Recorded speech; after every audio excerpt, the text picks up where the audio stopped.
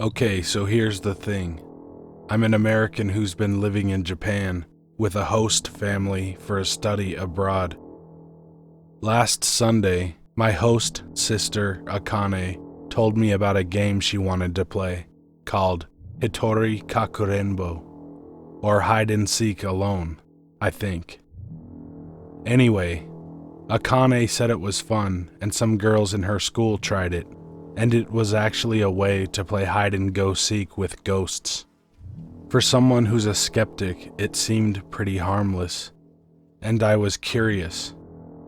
Of course, I regret this now. No matter how skeptical or curious you may be, do not play this game. In any case, Akane got a doll from the 100 yen store, named it Arena, and I watched her tear out the stuffing and replace it with rice. Now I need 2 drops of blood. One from me and one from you. She muttered, trying to remember the rules her friend had told her. She pricked her finger and I pricked mine, and we rubbed the blood into the rice. Then she sewed it up with red thread, and continued to bind the doll with the red thread. Why are you doing that? I asked, confused. The red is supposed to represent blood vessels.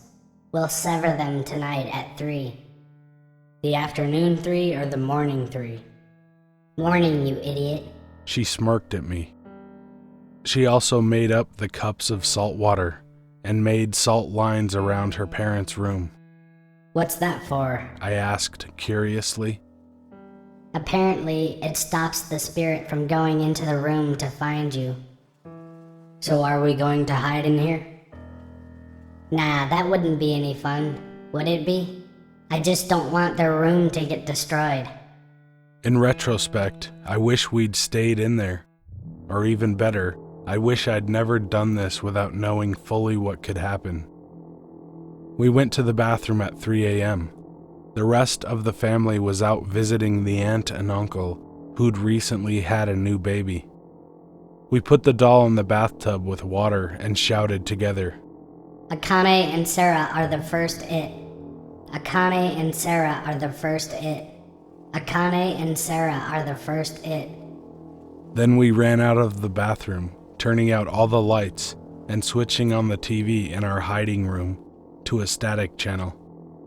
Akane grabbed a knife and left the salt water on the table. We went back into the bathroom, and sure enough, the doll was there, in the bathtub, smiling serenely up at us from the bottom. Akane and Sarah found you, we yelled. We yanked it out. Akane stabbed the heart, and we made sure to sever a lot of the red thread before dumping it back in the tub. Arena is the second it. Arena is the second it. Arena is the second it. We chanted, then ran back to the family room with the TV going.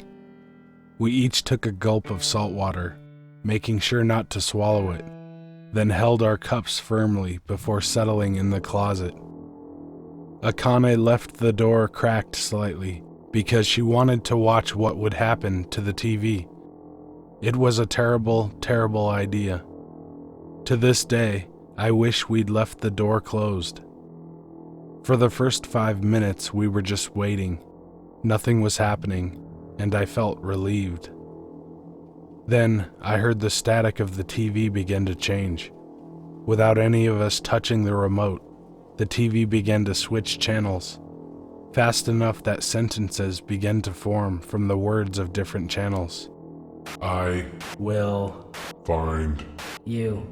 I shrunk back into the closet, terrified. The air seemed to be getting colder. Akane still stayed, with her eye pressed up against the crack of the closet, quietly. I could hear footsteps and thumping. Where are you? The footsteps changed and stopped in front of the closet. Are you in here? Then I heard the most chilling words of all. Found you? Akane screamed and fell back on the ground, clutching her eye, the eye that she had used to peek through the crack of the closet door. She had swallowed her water by accident, she told me. Luckily, as terrified as I was, I managed to keep the salt water in my mouth, clutching the stupid cup as well. I waited until the static returned to normal on the television screen. Akane was sobbing quietly, but she whimpered. You need to end the ritual. I wandered around the house looking for the stupid doll. It was no longer in the bathroom. I found it sitting upright on Akane's bed, grinning. I dumped the salt water and spat the salt water on it, then shouted, I win, I win, I win. loudly. Then I grasped the doll firmly and went to the neighbor's trash can and put it in a bath of gasoline before torching the motherfucker. It was now 5 a.m. I came back to the closet and told Akane it was over. So she came out. She had been stabbed in her eye, and we called an ambulance. After surgery, it was determined that she would be blind in that one eye, unfortunately.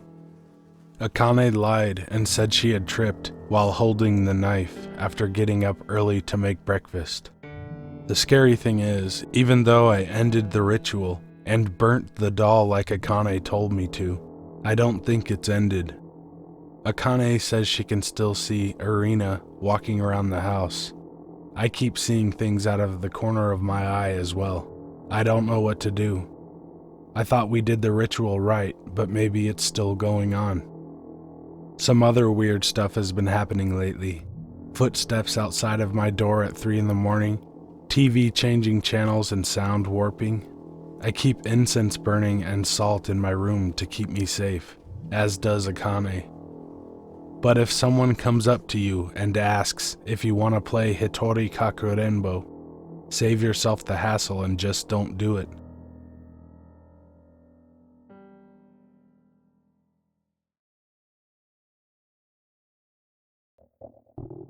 So this begins all the way back in sophomore year in high school.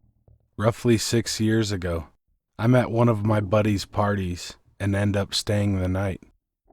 One of our friends brings a Ouija board and I am all for it. Like 4 of us, after the party ends, start to use it, but nothing happens. Nobody even took it seriously. Fast forward to the end of the night, when I'm the only one awake. His family is asleep upstairs, and my 2 buddies are asleep on the couch, with the TV in static mode. Figures, right? I am on the phone with my girlfriend at the time. I'm laying on the floor with my feet at the bottom of their stairs. Stairs that go up one way, have a little flat part, and then go farther up from the direction they came, like a U. So my girlfriend and I are chatting, and I start to hear what sounds like a bowling ball roll down the stairs from right above me. It starts slow like a thud, then 2 seconds, then a thud. Then it finally hits the flat part. So I am already sitting up at this point, but think someone dropped something, and it's done 'cause there's a wall there. But much to my surprise, this bowling ball makes the turn around the stairs and starts its second descent. I start to panic a bit because even my girlfriend asks what the fuck that noise is. It starts to speed up and it is heading right for me. Right as the thumping gets right near me at the bottom of the stairs, it goes BAM! This loud noise, as if it ran into several metal baseball bats. 2 seconds later, lights come on from upstairs. His whole family is awake and asking what the fuck was going on. With the lights on, I can now see that there was nothing there. So that was my first experience with this Ouija board. Move on to my senior year in high school. My dumbass ended up at that friend's house for another party, and I asked if I could have the Ouija board. He says yeah, and I become the owner of something that would make my house very active. So the home invasion starts with a realistic dream. I'm laying in my bed looking out my window where I can see my neighbor's porch. Everything is dark except for one light shining down on the porch, and all I see is a dark figure. All black with no eyes, even though it's the only thing in the light. just mad dogging me. Then it finally runs at me and I wake up. Just a dream, right? The next few weeks got worse because my dad, brother, and I decided to do another seance, candles and all. But nothing happened with the board. Things just started to get weird around the house. My room was what used to be an office, so it has a hole in the wall to the living room. I would wake up at night by hearing what sounded like a party in my living room, but with people from all around the world speaking, like Russian and German and anything other than English. This happened on maybe 3 occasions, enough to make me start sleeping with a bat under my bed. There were other times I'd be laying down and see the light from the fridge being open, walk out there to see the fridge wide open and nobody there. Or when I was in the shower, I would hear the door unlock and open. Then when I look, it's still locked and shut. One morning I'm getting ready for school around 6 a.m. I'm the only one awake at this time. I lean into the sink to get some water in my mouth after brushing my teeth. When I stand back up, I see a woman walk down the hallway in my mirror. I nearly shit my pants because it wasn't like fog or something. It was a full-blown person. You may be thinking it could have been your grandma or sister. Trust me, I checked the hall. No person. And my sister's room is on the other side of the house, where she was asleep. This lady was so scary, but I never saw her face. Just that she had ratty brown hair and a long white nightgown. Later that day, I'm with my dad after my siblings have gone to bed. He proceeds to tell me that he was in the bathroom the previous night and was hanging a deuce at like 3 a.m. The door separating the sinks and shower space has been taken out, so it's all just one room. He said his back was hurting, so he leaned forward. Upon doing this, he looks over and sees a woman in the medicine cabinet mirror, looking at him as if she was a portrait. Mind you, this is before I told him about my encounter, and when he explained the lady, it was identical to what I had seen. So I was finally convinced to give the Ouija board away, and really, that was the end of the activity.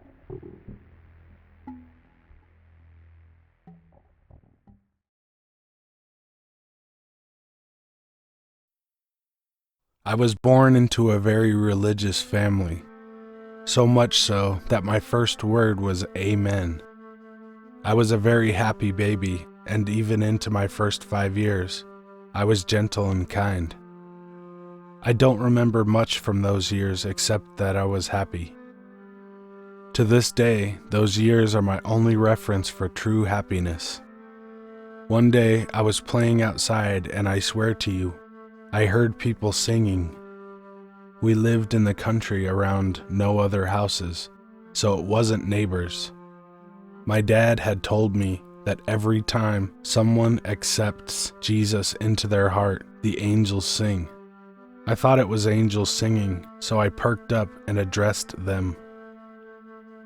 I was only 6 years old, so I don't remember exactly how it went, but I ended up having a conversation with the voices, which became one distinct voice. I could hear it clearly, although it was soft and airy, almost like a distant whisper. Keep in mind, I was around no one else. The voice told me that it was my guardian angel, and it would be with me for the rest of my life. I talked with the voice and asked it questions, although I can't remember what I asked. Finally, the voice told me its name. It told me to call on that name whenever I needed it. But then it said that I could never ever tell anyone what its name was, or it would leave me. I agreed I would not tell what its name was, and it went away. I felt comforted by my conversation with the voice, and I ran inside and told my mom what happened. She must have thought I was being a silly kid. Then I told her how I had promised the voice I wouldn't ever tell anyone its name. My mom was concerned by that, I'm sure, but she didn't press me. Time passed, maybe a year or two, and I didn't speak of the name. I repeated it myself over and over again, so I wouldn't forget it. I remember being scared that if I forgot the name, I couldn't call on it for protection. After some time had passed, I learned how to write, so I took a corner from a journal and wrote down the voice's name. I wasn't sure how to spell it, but I gave it my best shot. Since I had the conversation with the voice, my life has changed. Slowly at first, then more. I could not feel fully happy. I would tell my mom that I felt like a shadow followed me. I explained to her that it wasn't a literal shadow. It wasn't a person or thing. It was a feeling. It sucked the energy and happiness out of me. It's hard to describe, but I felt that the feeling followed me everywhere. More years passed. I was probably 13 or 14 years old at this time. I no longer believed in God and was actively turned off from religion. One day, I was talking with my mom about that day when I talked with the voice. She asked what the voice's name was, and because I didn't believe it anymore, I had sort of forgotten it. I told her I had written it in my journal. I keep everything I write, so I found it pretty easily. When I showed her, her face made this sick expression. She told me that Beelzebul was too close to Beelzebub, another name for the devil. We didn't talk about it again.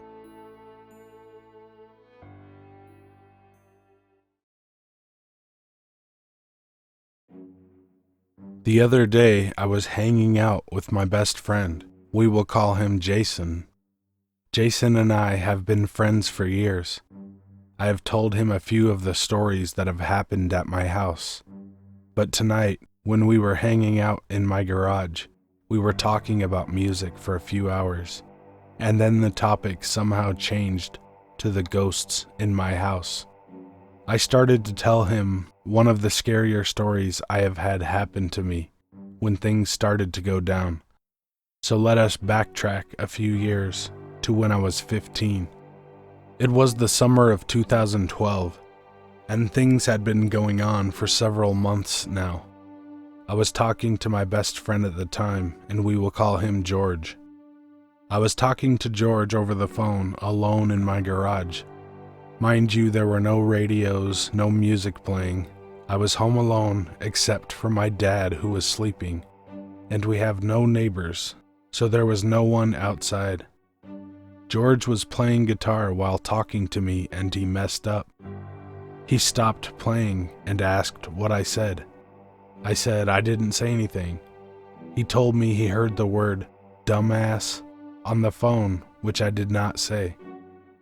Then a little while later, we are talking about religion since I am Catholic and he is agnostic. When I say the word God, George freezes. I ask him what is wrong. He says that he heard laughter on my end of the phone. I did not laugh. By this point, I am totally freaked out, so I head outside to get some air. I tell him that I might get a priest to bless the house if things keep happening. George stops again. I ask him why he stopped talking.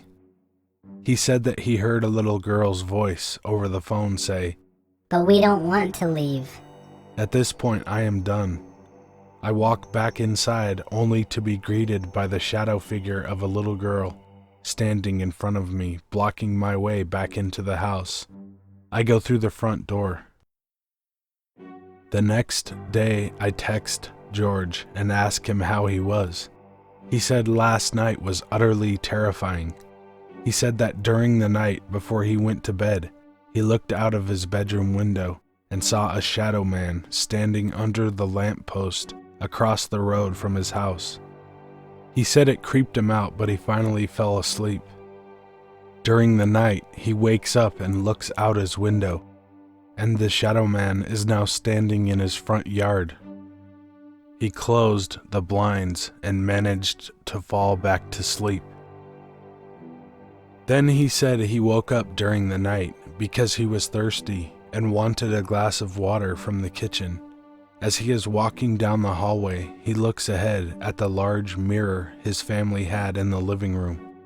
In the mirror, at the end of the hallway, he sees the shadow man standing outside his bedroom door. The man has no face, and his arms are simply dangling at its sides. He stayed in the living room that night. Now fast forward 5 years. As I am telling Jason this story, I get to the part about the little girl speaking. As soon as I say that, the room goes dead quiet. Then we start to get goosebumps. Now mind you, right now it is summer in the middle of Georgia, so it is incredibly hot, and the cicadas are always singing at night.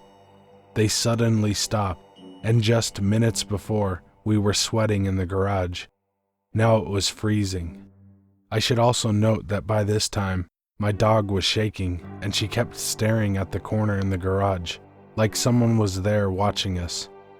All of a sudden, Jason's arm is in incredible pain.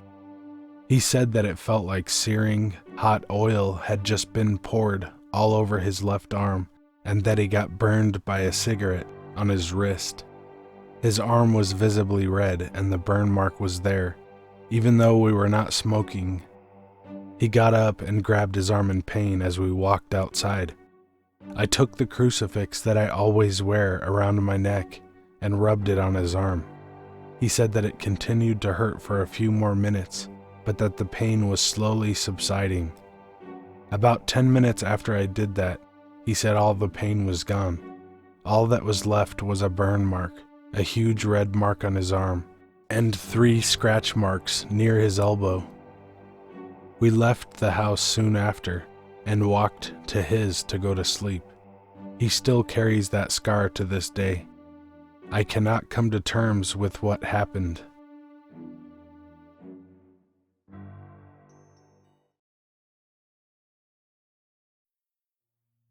I had to go into the hospital for a couple of surgeries as a very young boy, the second of which was for a tonsillectomy when I was roughly 6 or 7. Although the main part of our local hospital was old Victorian architecture, the children's wing was a newly built 50s or 60s modern design, out back amongst the grounds. As such, there were 2 bedrooms rather than the old-fashioned multi-bed wards I'd previously been in. The outside wall of each room was pretty much one huge window, floor to ceiling and side to side, covered by full-length vertical blinds that were left open most of the time. This afforded a lovely view, during the day, of the grassy lawns and trees of the hospital grounds, with some other buildings in the distance. These days, a simple operation such as mine is an in-and-out day job, but back then it required me to be in for at least 3 days, barring complications. So I was admitted one afternoon, with surgery scheduled for the next day, and put in a bed nearest the window, another boy already occupying the other bed. My parents stayed to settle me in for as long as they were allowed, but eventually they were shooed away by the matron, and I was left alone. I won't say I was a brave little soldier. I was crapping myself about the surgery, but I had enough of my own toys and stuff to occupy me until the nurses said, "Lights out for the night." Now here's where things got weird for me. I awoke sometime during the night and realized that the nurse had left our blinds completely open. The grounds outside were pitch black, a stark contrast from the daytime view, but that wasn't what was scaring me. Right in front of me, as I lay on my side facing the window, there were 10 or more people pressed up against the glass. Imagine the sort of zombie crowd like in The Walking Dead, but without the gruesome makeup, all vying to be at the front by pushing against each other. The ones at the front being squashed against the pane by the ones behind, in an effort to be noticed. What was most odd was that, although it was pitch black outside, with almost no light from the ward corridor, these figures were highly detailed, as if lit by their own source, and black and white like old photographs. They looked like everyday people of varying ages, and both men and women.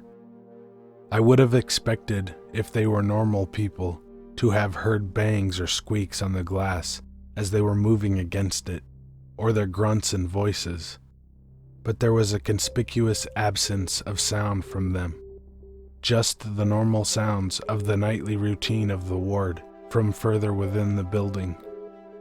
Needless to say, I quickly turned over and quaked under the blankets for quite a while, not daring to look at the windows again. The next morning, the hospital bustle carried on as usual, and I was eventually prepped and taken down for surgery. I awoke from anesthetic that afternoon with the discomfort of removed tonsils as advertised, and awaited my parents at visiting time. I never told them about the people at the window. I feared their ridicule. The nurses told them I was mending nicely, and I could be discharged to go home sometime the next day. As the end of visiting hours rolled around, I tried to get my parents to take me with them, in typical whining childlike fashion, but to no avail. I was doomed to another night in the ward. Sure enough, the nurses had left the blinds open again. Night soon came, but the pain in my throat kept me tossing and turning, instead of going to my normal deep sleep. In the fitful sleep of the wee small hours, I turned over to see those same creepy people at the window again. They looked almost pleading, like a see me sort of thing, instead of threatening or trying to be scary. But scary they were, to me, by their very presence. So, in a repeat of the previous night, I turned over to cower under the sheets, eventually giving in to sleep again. I could not get out of there quick enough when my parents arrived to take me home the next day. Lots of jelly and ice cream for my sore throat helped to soon remove the experience from my young mind, but not to be forgotten entirely.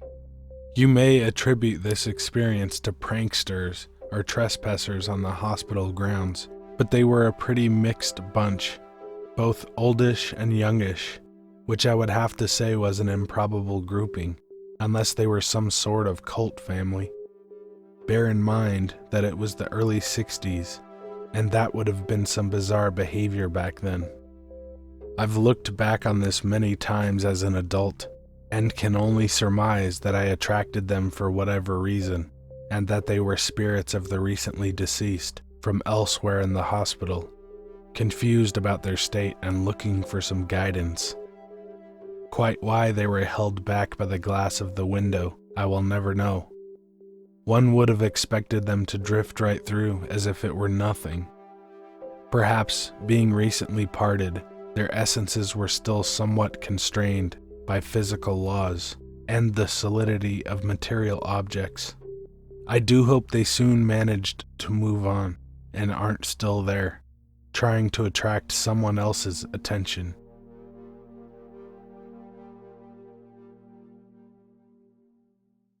Hey guys and ladies, thanks for watching. If you want me to tell your story or read a creepypasta, email me at the address in the description. No, shut the fuck up! It's fucking distracting! Oh shit, my neighbor's pissed. I'm gonna fucking kick your fucking ass! You don't shut up for a second, alright? Do you want me to fucking trash him? Then why the fuck are you walking right through? You prick! What the fuck are you doing? Hey, are you guys alright over there? No! Well, do you need any help? No! What the fuck is it with you? Nothing, I'm just trying to see if there's anything I can do to help the situation. For fuck's sake. You're unbelievable, man. You're unfucking believable. Well, listen, I'm sorry, man. I just wanted to help. No, don't just be sorry. Think for 1 fucking second. Well, can you guys go fight and break shit somewhere else? I'm trying to record something here. Are you professional or not? Well, I don't know if I'm professional, but I have a channel on YouTube. Oh, good for you. Hey, I saw your cousin at the gas station. What is he doing there? I guess he's working there. I told him he should check out one of my videos. He doesn't give a fuck, all right? All right. Well, are we still friends or what? No! Well, I don't understand, dude. Why not? What don't you get about it? Give me a fucking answer! I just don't know why you're mad at me. Can we be friends again tomorrow? No! Well, do you think darkness is your ally? No! All right, well, have a good night. Be good to animals, even people. See ya. Já, snemma, bergsbis, hreish.